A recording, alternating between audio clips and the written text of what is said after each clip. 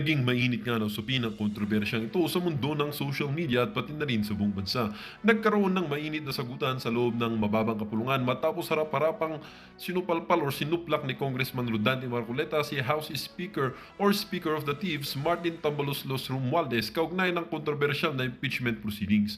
Ang tila nakaambang pagtanggal kay Speaker Romualdez ay biglang nabaliktad at ngayon may umuugong na posibilidad na si Pangulong Kuting ng Norte ang maaaring malagay sa alanganin. Sa gitna ng talakayan, binatikos ni Marcoleta ang umano'y kakulangan ng malinaw na direksyon ng liderato ni Tambaloslos sa pagpapatakbo ng Kamara na niya ay nagbunso ng pagkawatak-watak ng mga mambabatas.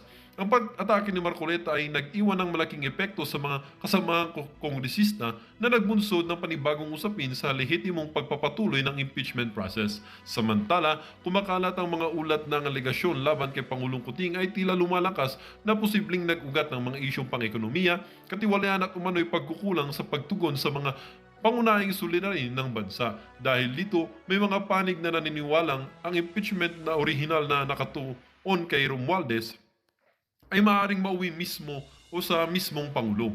Patuloy na umaasa ang publiko sa kalinawan ng sitwasyon habang dumadalas ang tensyon sa loob ng Kongreso.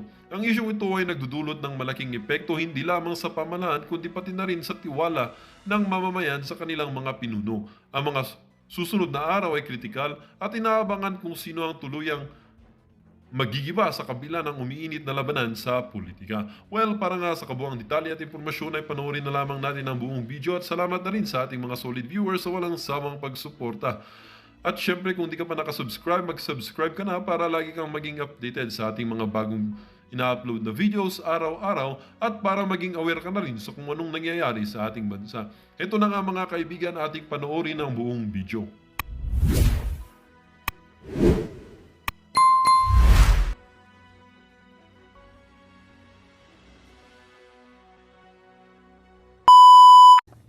Usok. Yung Oo, pinagmulan ng usok, dapat na siya sa atin. Dapat yun ang pag-usapan. Ang palagi natin sinasabi, gaano ba ang mararamdaman ng isang tao halimbawa kung yung halos yung buong daigdig na ang pasan-pasan mo. Opo. O kaya yung kalaban mo halos ganun na rin kalaki. Samantalang kung titingnan mo, ay ano bang nagawang kasalanan? Ang pinag-uusapan lang ay confidential funds. Oho. Hindi ba? Bakit kinakailangang usigin ang kanyang opisina samantalang yung ibang opisina na halos 400 ang nabigyan ng ganong klaseng pondo at nabigyan din ng audit observation memo ng COA, bakit siya lamang ang tanging inusig? Opo. Bakit siya lamang ang inilagay sa microscope at ito ngayon ay gumawa ng pagsisiyasat ang House of Representatives sa pamamagitan ng good government at dito siya ngayon uusisain sa kanilang palagay na ang pag-uusisa ay in aid of legislation. Samantalang wala namang malinaw na legislation ang lumalabas kung ang pag-uusapan Opo. ay yung ginagawa nilang pag-iimbestiga. Oho. Ito yung dapat na pag-usapan. Bakit po yung mahigit na 350 or so, mga 400 ang average na pinagbigyan po ng confidential funds ay hindi po tinawag ng House of Representatives? Oho. Di ba dapat sagutin muna yon? Yun ang nga po kong, oo. Wala naman silang sinasagot Kung tayo'y gumagawa talaga ng isang mabuting batas, isang batas na ito'y makakatulong sa atin Opo. sa buhay ng ating bansa. Bakit ang gagawin mo lamang experiment ay yung opisina ng Vice President Oho. kung hindi ka namumulitika? Teka lang ko nga, yung punto na yan, kasi maganda rin yung puntong pinalutang ni Kong Ray Acop Kong. Nung binanggit niyo po yan, di ba parang sa bandang huli, may sinabi siyang, oo nga, maaari anyang wala tayong nagawang batas, pero sa darating na pagkakataon, itong ating anyang na pag-uusapan, ay pwede naman anyang gamitin na maging basihan sa mga gagawing batas in the future. Hindi ganun Ganun ho ba? Hindi ganun ang patakaran.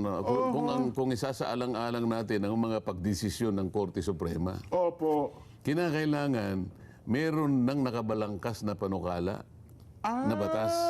Okay. Dapat Oo. meron ng contemplation ng isang legislative measure. Kasi kung hindi ganon, paano mo malalaman kung sino-sino ang ipatatawag mo? Opo. Kung hindi ganon, paano mo malalaman kung ano-anong itatanong mo? Oho. Lahat kasi ng pagtatanong mo may kinalaman doon sa pagsasagawa ng batas na pinapanukala mo. So, ang posisyon ko palaging ganon. Opo. Sa pagdesisyon ng Korte Suprema, Jen Nelson, kung pagbinasa nating lahat yun, kaya ka mayroong power of contempt eh. Saan ang galing yung power of contempt? Opo. Ito ay kaugnay ng karapatan ng Kongreso na magpatawag ng taong kakasangkapanin alang-alang doon sa paggawa ng batas. As Kaya nga resource in person. aid of legislation. Ipatatawag as resource person. As resource persons Opo. talaga. Oo. Ngayon, kapag ka walang nakaambang batas, kapag Opo. walang batas na nakapanukala na, sino tatawagin mo? Oho. Di parang ikaw pumapana sa dilim. Ah. Ngayon, kung hindi mo rin alam kung anong batas ang iniisip mo, anong tanong itatanong mo? Opo. Kasi kukumpletuhin mo lang yung batas, nagpapatulong ka lang eh. Ito, pag-usapan natin yung power of contempt. Sabi ng Korte Suprema, hindi makaiiwas ang isang tao Opo. na humarap sa pagdinig in aid of legislation kung ang taong yun ay makatutulong para ikumpleto yung batas na pinapanukala ng Kongreso. Ay, hindi pala Sapagkat pwedeng yun ay tabihan. kaugnay ng kanilang tungkulin. Ang tungkulin, gumawa ng batas eh.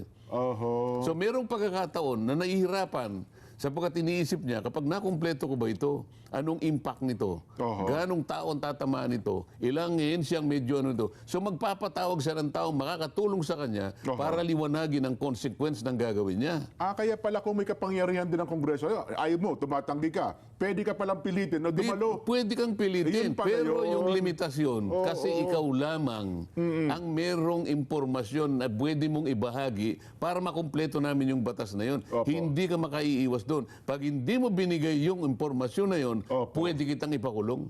Iyon pala yun. O ano yung ginagawa nating, anong batas na ginagawa natin na pinipilit nating kumpletuhin? Oho. Wala.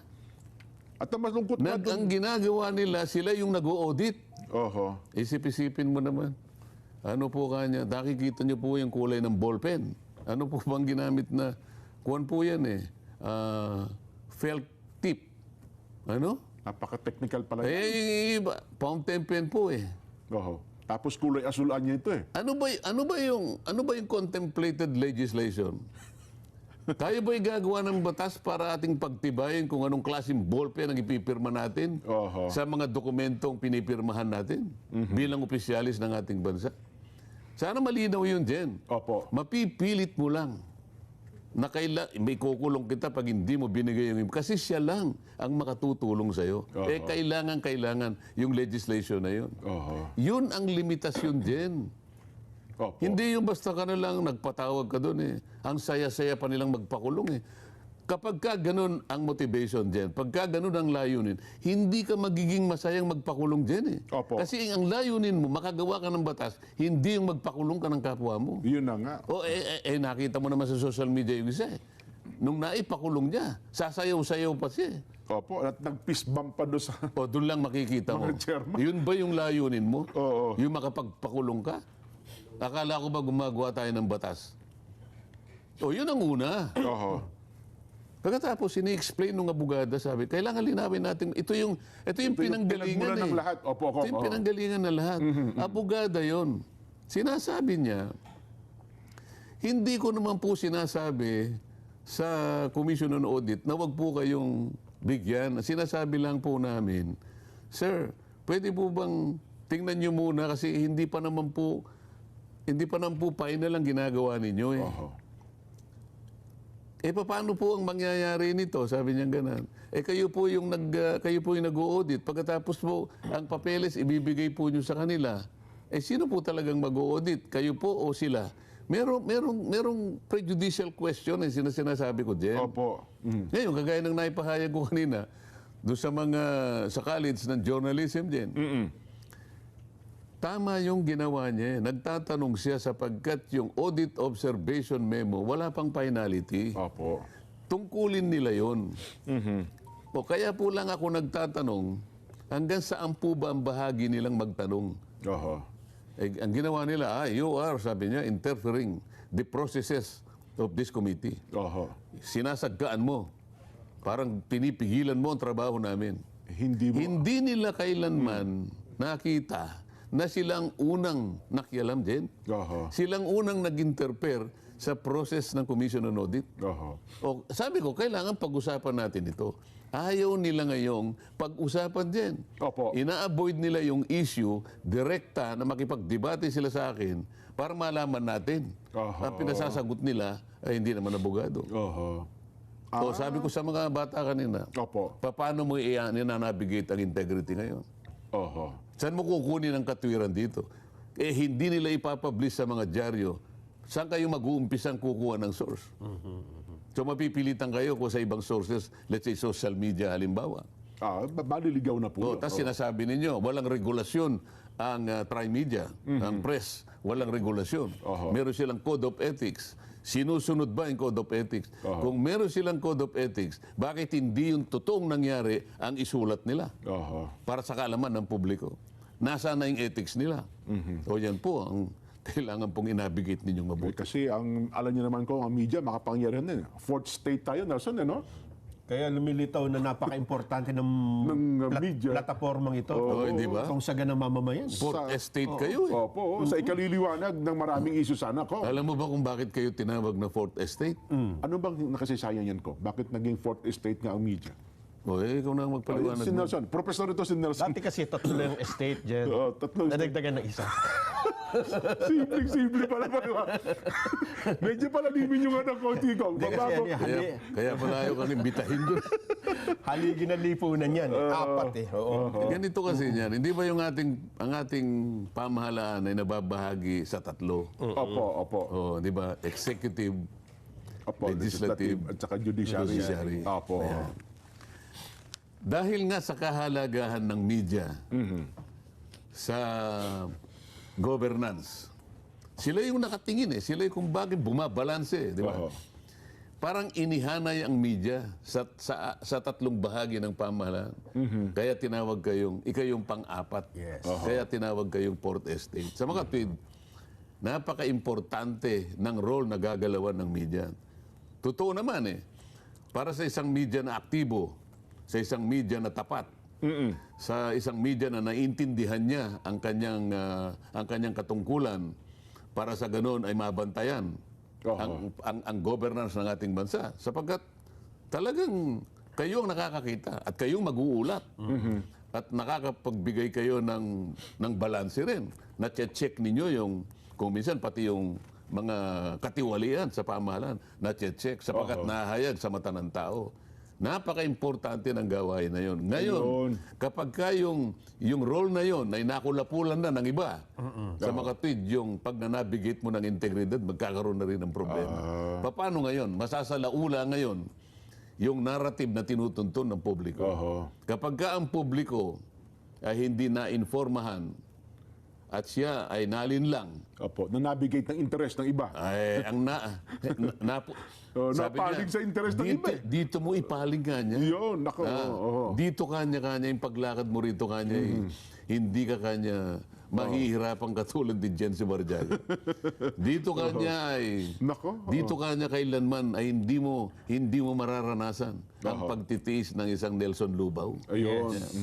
O di ngayon, naganyak ngayon, nag-inganyo ngayon. Saan po ba papunta yan? Huwag ka na kanyang magtanong basta't ang importante ang paglakad mo. Tuntunin mo yan. Tuntunin mo ito. Yan, pero po yung aking konsensya, hindi na, pabayaan mo muna yung konsensya mo. Inabigate mo ikang mabuti. Nako. Nandito ngayon ang pinakapunto dyan. Pagkatapos sasabihin nila, hindi, nagbanta ang pangalawang Pangulo. Yan. Bakit nga siya nagbanta? So dito ngayon ko, ipinakikita natin, kasi si BP Inday per se, mukhang matigas eh. Kumbaga, ito yung pinakaulo, kumbaga. Kaya ang pinipigan nila ng husto at talaga namang pinipersecute ng husto ay yung mga tao nakapalibot sa kanya para yung ulo, yun ang kanilang tinatarget talaga. Siyempre. Ayun. Ang buong akala nila, Yun ang- kapag ka itong mga ito ay kanilang napadugo, Opo. sisigaw itong mga ito. Ang kanilang pag-asa, akala mo ay gagaw, kahit ano isisigaw na. Opo. Walang iniwan sa sa isang tao na paggagawa ng affidavit. Oho. O kaya, ayan, tatakutin halimbawa. Oho. Kung hindi man ooperan ng napakaraming mga konsiderasyon, Opo. financial o anuman, material. Mapipilitan yung tao, halimbawa tinakot, nalagay sa alanganin ng buhay niya at buhay ng pamilya. Ito hindi pinapayagan ng korte. Oho. Di ba? Kaya kung minsan nakagawa siya ng affidavit, pero i-repudiate niya yun. Tatalikurin niya sa bandang huli. Oho. Speaking of bagay na nasun, ano pala nangyari kay Garma? Kala ko iuwi na sa Pilipinas. Ba't hindi na nakauwi, no? Ayun nga sinasabi natin. Di ba yung si Alice Guo, nahuli kahapon, kinabukasan na iuwi Balik sa... agad. Eh, bakit itong si Garma parang hindi Eh, ata... mukhang may problema sila dyan, Jen. Ganun ba? Anyway. Oo, pero ito muna ha. Kasi ito yung bago. Jen, merong... Hindi, akala ko pasisinag muna natin yung pangalawang... Ayun, andyan na ba? Ready na? Ready na? Direct? Kasi dalawang slides eh. Yung isa, diniscuss ko na. Opo. Hindi ko lang binabanggit kung sino yung tao ron. Pero para may idea na ako kung ano ha? Alam ko naman, palagi kang may idea. Alam mo naman tayo, chismoso. Yung pangalawa gusto kong maipakita. Natanggap na ba ni Direct? Okay na? Ayan, sige. Ipakita natin. Palakihin nga yan. Oho. Aba, Social SWS Weather ito eh. Station. Social Weather Hindi Station. ba kung minsan pinag-uusapan natin, Opo.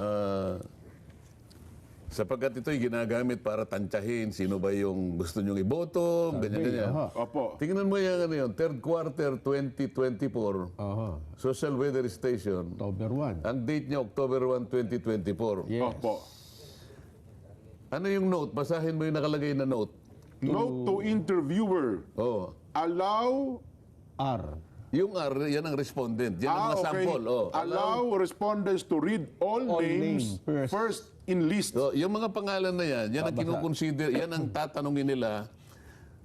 Sino sa mga yan ang gusto nyong iboto? Babasahin lahat. Okay. Oh.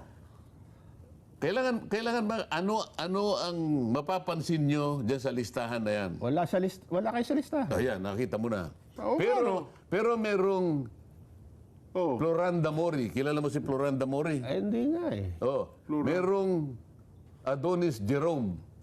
Ha? Sino yun?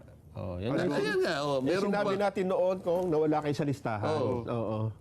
Meron Tapos kung sino-sino nakalista. Meron pang Doringo Maui. Ayan, meron pang Ramos Danilo. Diniscuss natin yan. Ngayon, bakit hindi nila ako sinali dyan? Para sa ganun, yung tatanungin, wala akong pangalan, hindi talaga ako ilalagay dyan. Lalaglag talaga kayo sa pangalan nyo sa sabi. Kaya nung pa, sinasabi ko sa inyo, hindi naman sa minamasama natin, dito may papakita ko sa inyo, minamanipula nila. Oho. Official documents mo ba ito ng SWS? Baka questionin tayo ng SWS ko. Diniscuss natin to kung Jen. Okay. Sa kanila, page 2 yan. Page 2 2, tingnan mo. Sino ba si Adonis Jerome? Hindi ko po kilala. Para ngayon, isama mo doon sa i-consider nila, tatanungin. Oho. Sino si Floranda Mori? Ito Modi. Kasi yung, Modi ay yung ano yan, yung transport group yan, Kong. Si Modi Floranda. yung pecha na yan, kung wala pang filing ng COC yan eh. Palagay Kaya na nahula natin. lang sila. Sino si Sino si Danilo Ramos? Yung magtataho ata sa kanto. O sino-sino Ang nakalagay. sinasabi ko lang sa inyo. Ay, may Mimi Siguro pa. naman, mas kilala ko kaysa kay Doringa Mori. Mimi. Doringo Mimi. Ngayon, ito yung sinabi ko doon sa mga estudyante bata, kanina. Gagamitin nila to para tukuyin nila kunwari sino yung napupusuan ng mga botante. Oho. Pero sinadya nila na hindi nilagay ang pangalan ko dyan. Ano masasabi nyo ngayon? Totoo pa ba yung ginagawa nila? So pati yung publiko, Opo. nila-manipulate nila. Oho. Hindi ko naman sinasabi kung nalagay ako diyan, tuwan-tuwa ako, hindi. Nandun pa rin andun pa rin ang pagdududa ko. Sapagkat ako, ang gusto ko, pagka yung sa politika, dapat walang survey. Ang gusto ko may survey kung alin ang mas masarap na bagoong, mas masarap na patis, mas babangong siya sabon, mga produkto at mga serbisyo. Pero pagdating sa mga Political gusto ng survey. mga tao, sapagkat ito'y potential na pagkakakitaan ng maraming tao, Ay, opo. lalo na yung mga sindikato. Totoo po, Kong. Oho. At pati siyempre, kapag nag-number 1 ka dyan, eh siyempre parang Paano ka jackpot. ni hindi ka makakarating sa gusto mo. Paano? Hindi ka nga isasama. Ito deliberate ito. Ayun. Maliwanag naman na initsapuera nila ako. Oho. Eh, baka sabihin kasi nung time na yun. Kasi nung time na yun ko, hindi pa yan nagdideklara. Pero siguro yung Floronda Modi, hindi naman nagdideklara. Lahat yan. Kasi malayo pa yung filing Sino ba nagdeklara dyan sa mga Okay, yan? nung time na yun. Malayo ano? pa ang filing niyan. Oo. Dapat siguro doon, kung ikaw yung tatanungin niya, siguro yung tao magsusulat ng pangalan, baka pwedeng gano'n. Baka pwede Pero pa kung yung may gano'n. pagpipilian, Halimbawa, not Oo nga. guided. Halimbawa. Oho. Baka doon baka magtaka sila kung paano, kung sino mangunguna ron. Pero ito, maglalagay sila ng set na tatanungin nila. Pero, Wala ayan nga, hindi nila ilalagay yung pangalan ko. Oho. Ito, malinaw ito, ha? Napag-usapan namin ni Jen yan noong kalalabas lang yan. Pero hindi nyo nakita ito. Yung mga Pinakita po namin yan. Nawala ang- Baka nakalimutan na kasi medyo matagal-tagal na. Hindi nyo napansin na wala ako. yung wala yung pangalan niyo. Oo nga, Hindi, pwede po. napansin namin ko. Ha? Opo, na-discuss po namin yan. Ayun. Nawala. Pati Bentol po wala eh. Diba? Ah, ganun ba? Nagreklamo din si ano dyan, wala, dalawa sila. Oo nga, yung Natatanda Erwin. mo na. Oo nga. Eh, pero tama. Yun. Naputol yun. Ito. So yun po ko. So yung punto na yun. Ang punto dyan, meron talagang mga pamamaraan para I-mislead yung publiko. i-mislead. Bakit nila i-mislead ang publiko? Ngayon, ang sabi ko sa mga journalist students, Opo. kailangan vigilant kayo. Mini-mislead ang publiko. Anong gagawin Future nyo? journalist. Opo. Di ba? Yes. Opo. How do you navigate integrity? Nako. Ngayon ito ang bago kung Oo. alam mo ba, Jen, nagkasagutan na naman si Pangulong Bongbong Marcos at si BP Inday Sara. Magkasagutan. Magkasagutan. Oh. Siguro, para hindi tayo mapaghinalaan, may pinapanigan, pakinggan natin si BP Inday muna, ha? Bago yung sagot ni Pangulong Bongbong Marcos. BP? Well, I believe, ma'am, that we reached the point of no return. Ang ikli naman yan. Ano yun? Ang sabi ni BP, tinatanong siya rito tungkol dun sa relationship nila ng Pangulo at ng administrasyon. So yun ang parano doon. Ang sabi niya, I really believe that we have reached the point of no return. And it is clear na parang they are really going after me. So parang sa kanya, wala nang hindi na magkakasundo. So parang wala nang reconciliation. Wala nang pag-asa. Parang sa ibang pagsasalita, I have crossed the Rubicon. Mas malalim doon, no? The point of no return, sabi nila. So yun naman. Yung Rubicon, Oho. ano yun, ilog yun sa... Ay, ilog ba yun? Oho. Pagka nakarating ka sa... Pag ginagamit yun, ano yun parang Metaphor. idiomatic metaphor. Oho po. I have crossed my Rubicon. Ayan. ganun pala yun. Wala na. Kumbaga, wala Sabi kang trasan talaga. point of no return. No return. Sabi niya. Ang alam namin ni Jen, I will cross the bridge when I get there. Hindi, sa salitang naman kanto O ano naman ang sagot ni Pangulo? Eto po, kung malalim ang sabi ni Inday na I Sayang have lang, reached the point of no return, Tinabitin lang kasi yung state para nakanganga ako eh. karugtong pa yun Oo. Mas malalim po, pero maikli. Oh. Malalim na maikli ang pahayag ng Pangulo. Pakinggan po natin. Never say never. Sana isinama yung tanong no? Never say never. Never say never. Anong ibig sabihin nun ko? Sinabi yata ni James Bond yan. Yun nga, sa pelikula. Oo. Pero alam mo, yan ang ayaw kong pinag-uusapan. Sabi ko nga sa inyo, yan mga walang kakwenta-kwentang dinidiscuss. Kasi ang pinagmulan, ayusin natin, baka sakaling maayos. Opo. Pangulo at saka pangalawang Pangulo ng Pilipinas, kailangan yan ay hindi nag-aaway. Oho. Sapagkat dyan nakasalig yung governance. Tama. Di ba? Ngayon, kung halimbawa, yung sinabi ng isa at sinabi ng isa ay i-analyze pa natin, wala tayong makukuha mabuti doon. Oho. Pero Diba? ang report nila dyan, Jen, ay positive, ha? Ang ibig daw sabihin dyan ng Pangulo, hindi pa niya isinasara ang posibilidad na magkasundo sila ng Vice President. Ano sa punto nun say... Doon sa never say never. ganon? Sabi, wag mong tuldukan. Hindi pa... Yung Hindi ko sa- alam kung ano mangyayari. Yun namang sinabi na sa punto ni BP Inday naman na Point of no return. parang wala nang atrasan. Wala nang bawian. Wala nang bawian. Salitang kanto, tawag sa amin yan sa gawing mga batang kalye, topo-topo barega. Oo.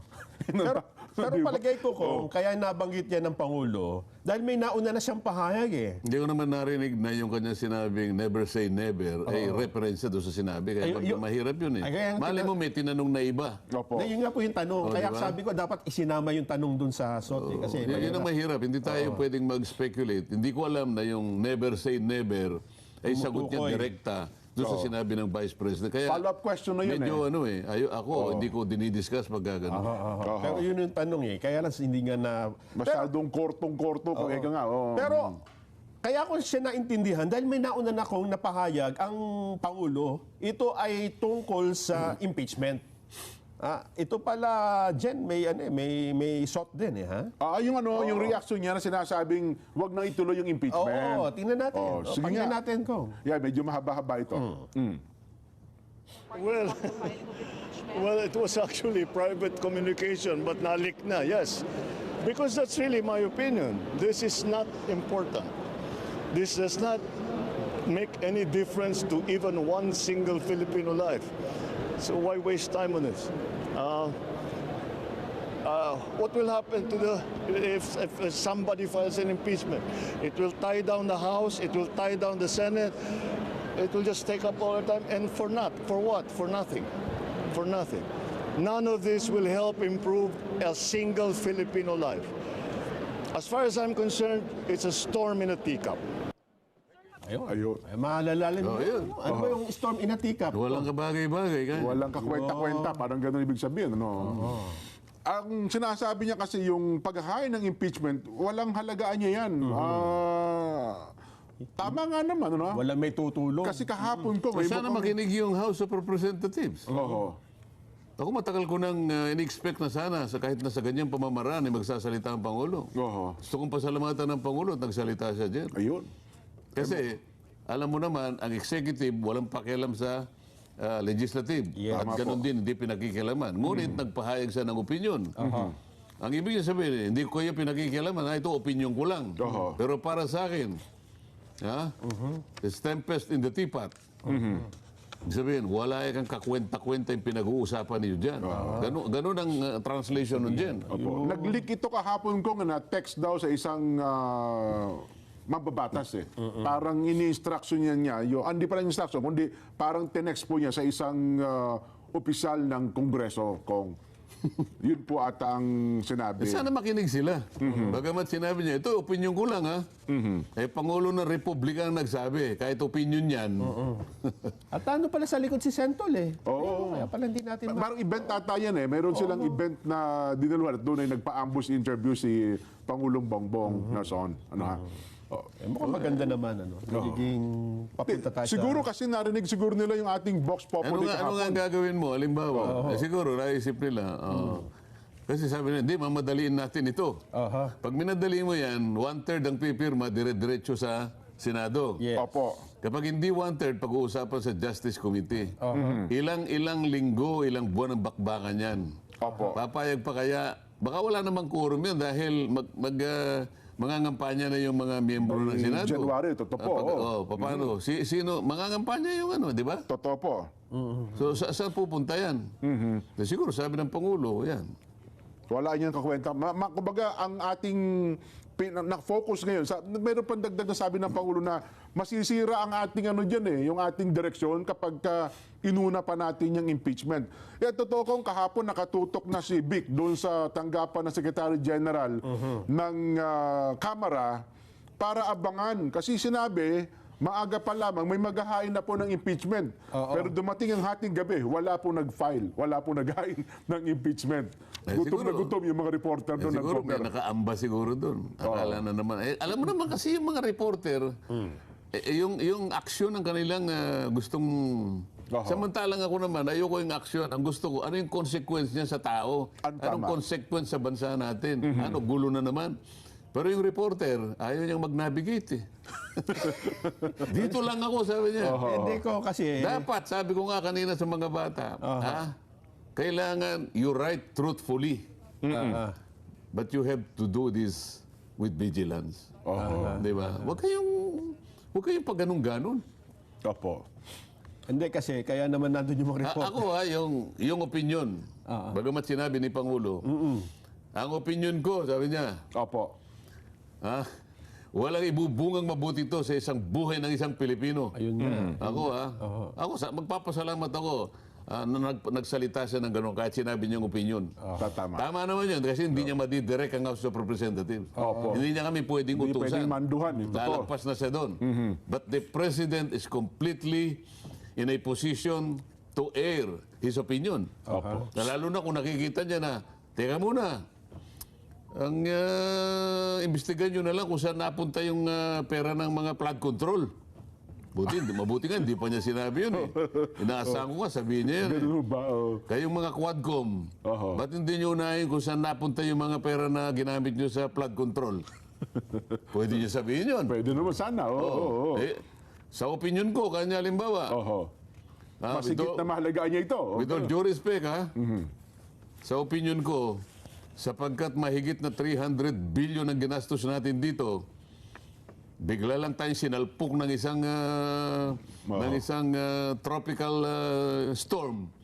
Ba't nagkagani-ganito? Di ba mas mabuti na uusisayin natin ito? O, halimbawa sinabi niya, binanggit niya, itong ginagawa nyo is a tempest in a teacup. Oho. Wala kang kakwenta-kwenta itong pinaggagawa ninyo. Sana marinig ng mga kasama ko yan. Opo. Ako naman kung mukhang Pero hindi niya sa akin sinabi yun, Jen, ha? mukhang hindi. Mukhang sinabi niya doon sa mga nanggugulo sa akin. Oo. Mukhang ano naman ko, mukhang napakinggan. Strong message ng Pangulo. Hanggang ngayon ko, mukhang wala po naghain ng impeachment complaint sa pangalawang Pangulo. Ano ha? Tempest in a teacup nga, Opo. Jen, eh.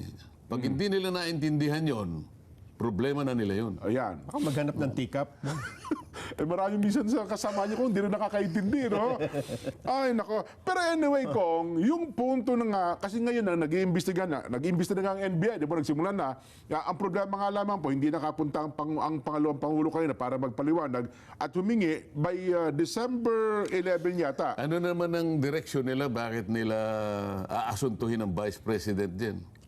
Actually, kung hindi pa naman asunto, kundi ang sinasabi lang ay magpaliwanag, doon nga sa pinasisimulan Saan natin. nga papunta? Bakit kinakailangan gawin mo yun? Siyempre, kaya ginagawa nila ito, may papunta. Hindi. May kapupuntahan, may direksyon. Proseso ito eh. Bilang nag-obserba ko, ang proseso dyan at nakikita naman natin ang direksyon, baka makahanap siya ng mga bagay na pwedeng ikaso sa pangalawang Pangulo. Sapagkat ang sabi nila, ang tanggapan ng pangalawang Pangulo ay hindi po immune from suit, Kong. Oo nga. Ang sinasabi ko naman sa iyo, Jen, may katapat na provision sa saligang batas. Ang Vice President is an impeachable officer. Okay. Opo. Hindi mo siya pwedeng tanggalin sa ibang pamamaraan. Matatanggal mo lamang siya sa pamamagitan ng impeachment. So habang hindi siya nai-impeach, Opo. hindi mo siya pwedeng sampahan ng kahit anong klaseng... kasi anong direksyon mo pag sinampahan mo? Oho. Di impeachment nga. Kailangan i-impeach mo eh. Sabi ng Pangulo, tempest in a teacup. Oho. Sa maliwanag na pananalita, tigil-tigilan nyo na lahat yan. Magtrabaho kayo ng matino. So kung wala na po yung impeachment, so ano pa itong gagawin ng NBI? Kasi doon sa punto nga, maging ang DOJ, sabi niya dahil nga sa pwede niyang kasuhan ang pangalawang Tawagin ng Pangulo. NBI, kausapin natin. Ayun, si Tawagan. retired judge. Saan papunta ka mo yung ginagawa Jimmy mo? Santiago. Hindi mo ba alam na ang Vice President is an impeachable officer? Oho. O halimbawa, nahabla mo, Nelson. Kunyari ikaw si... Si NBI. Ano ang pangalan ng sa NBI? Jimmy Jimmy Santiago. Santiago. Kunyari ikaw Retired judge. Opo. ikaw si NBI Director. Aha. Director. Saan papunta ba itong ginagawa mo? Magpapail po kami ng kaso. O sige, naipile mo yung kaso. Naipile mo, anong gagawin mo? Magsasampahan ako ng matitibay na ebidensya kasi... Palagay mo. Basta nakapunta na korte. Sa palagay mo ba, sa pagsasampo mo ng kaso, ang idadahilan mo ay gusto mong maalis ang Pangulo, ganun ba? Ang pangalawang Pangulo. Ang pangalawang Pangulo? Parang ganun po ang direksyon ko. Kaya Hindi mo nga siya maalis kasi ang nakalagay sa pasaligang batas, para mo siya mapaalis, impeachment. So anong purpose nung kakasuhan lang Kaya siya? nga tinatanong ko sa inyo, tawagin yung NBI. Hindi ba i-accommodate ng court, Kong, yung isang criminal complaint? Eh, kaya issue na naman ito eh. Opo. So, ladies and gentlemen, I am raising again a constitutional issue. Okay, opo. Pwede kang mag-file sa kanya ng criminal action. Siya impeachable officer. Saan tayo papunta? Makakapag-file ka lang ng criminal action pag na-impeach na siya. Ganun ho ba? So, Kasi Yun ang yung impeachment, yung Opo. bali yung preliminary investigation. Kasi hindi mo siya pwedeng kasuhan nga eh. Dahil impeachable officer siya eh. Yun ang aking legal opinion. pagkakaintindi niyo po. Yun ang pagkakaintindi ko. Kung hindi siya impeachable official, okay lang. Pwede. Kaya yun, isa sa alang-alang mo, dahil isa siya sa mga impeachable officers. Bati sa pagkakapaliwanag nung Undersecretary Jesse Andres, ako personal ko, pagkakaintindi ko, kung masasampahan siya ng kaso, Matatanggal siya. matatanggal siya bilang pangalawang pangulo. Anong sabi ni Ombudsman? You shut up. Ganun po. Hindi mo narinig? Ombudsman, Martires. I would like to tell Secretary Yusek ba siya? Yusek Jesse Andres. Yusek Andres that you should shut up. Ganun Stop po. talking. Sabi niya. Yun pa naman ngayon ang paliwanag ng paliwanag. Mukha siya ang ating kaibigan, Hindi Secretary niyo pa Boying. narinig yung sinabi ni Ombudsman? Hindi ko na, Ba't naman nandito sa akin eh? Ganun ba? Oo. Hindi ko narinig. Maganda mapakinggan natin yun. Ano, ha? Pakinggan niyo muna. Oo. Kasi ngayon, parang si Secretary Boying Rimulya hindi nagpapaliwanag. Kaya ang nagpapaliwanag lagi, yung Undersecretary Jesse Andres, Kong. Kaya yun po. Ako, yun parang yun ang direksyon nila.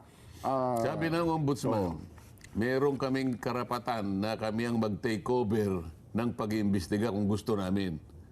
At any point. Opo. Kaya kanya, masasabi ko sa iyo, you shut up.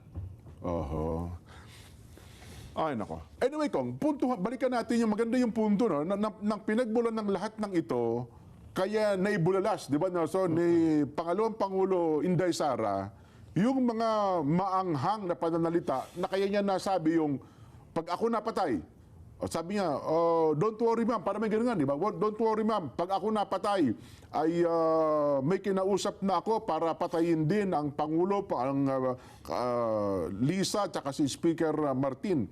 Pero, yun bang mga ganong salita ko? Yun, sabi kasi nila, yung pagbabanta per se, at yung paghihiganti, ay isang klase na raw po ng krimen yun, Kong eh. Pagbabanta, Opo.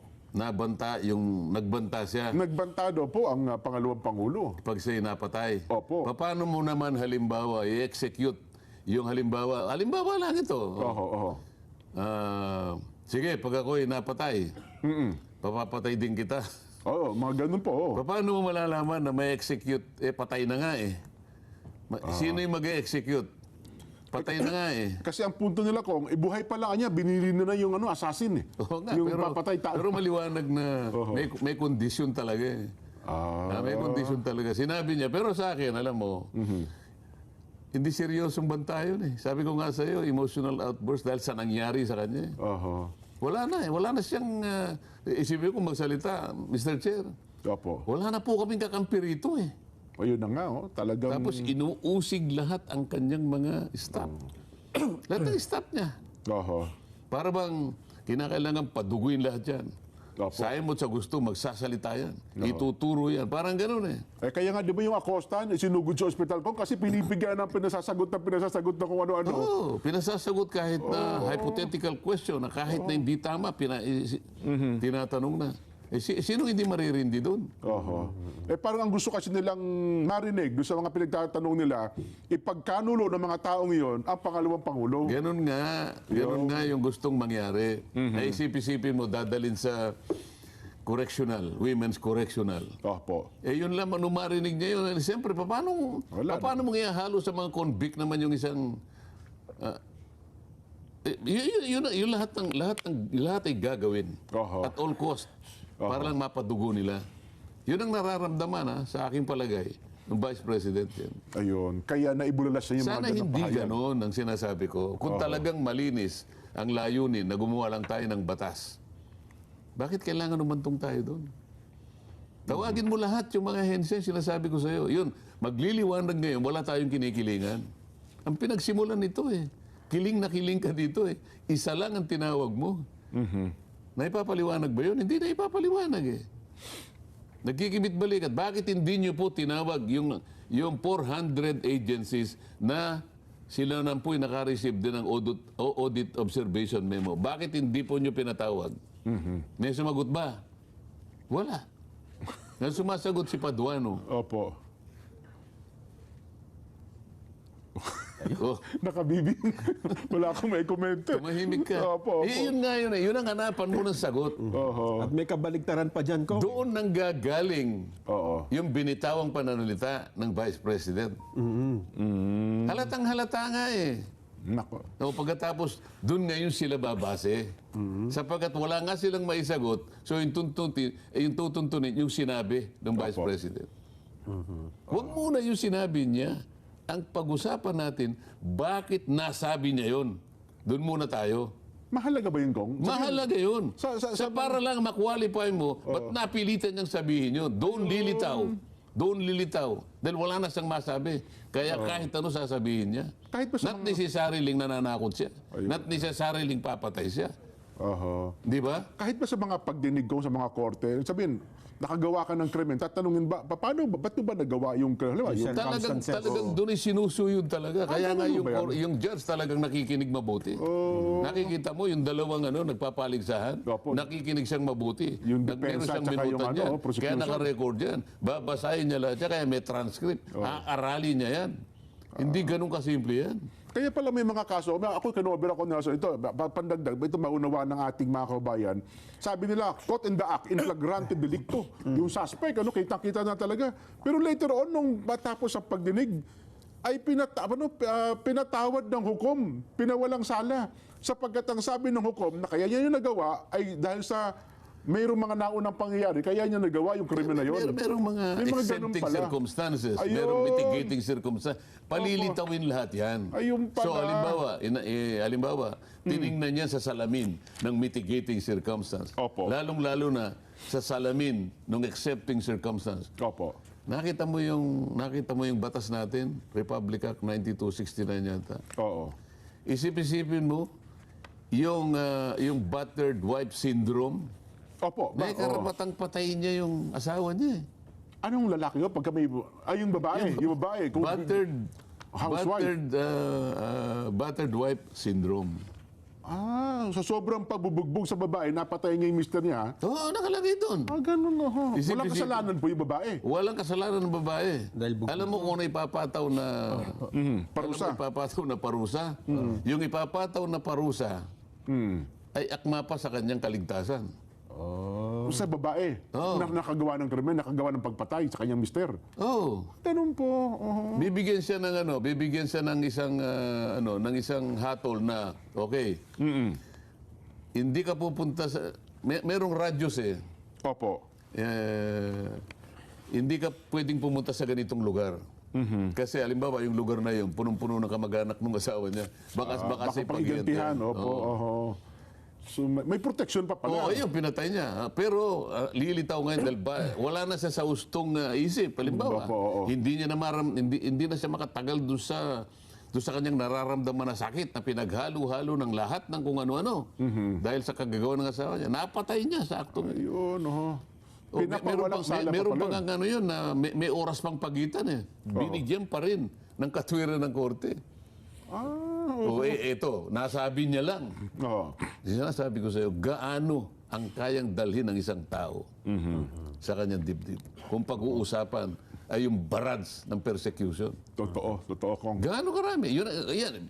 Kung sa korting tunay, Jen, yan ang kanyang titimbangin. Oho. Walang iniwan sa battered housewife Opo. Bugbog na bugbog. Isip-isipin mo, yung buong puwersa ng House of Representatives nakatuon sa'yo. Samantalang yung mga kasama mo na mas malaki pa yung tinanggap, wala man lang tinawag kahit isa para usisain din ang pagkakagasta ng kanilang confidential fund. Oho. Ayun. Sana naintindihan. ng Malinaw kababayan yan sa natin. ating mga kababayan. Kaya sinasabi po natin, hindi po yung pagsabi niya Oo. Ang atin lamang dapat na usisahin kung ano ang pinanggalingan na sitwasyon, bakit niya nasabi yun. Ayun. Kasi baka mag-apply yung exempting circumstances, Opo. mitigating circumstances. Ganun ang korte. Hindi. Tayo naman eh. Anong masasabi mo sa sinabi? Nako. Wala ka akong masasabi dyan. Sabi ko nga po kung buong puwersa ng gobyerno ngayon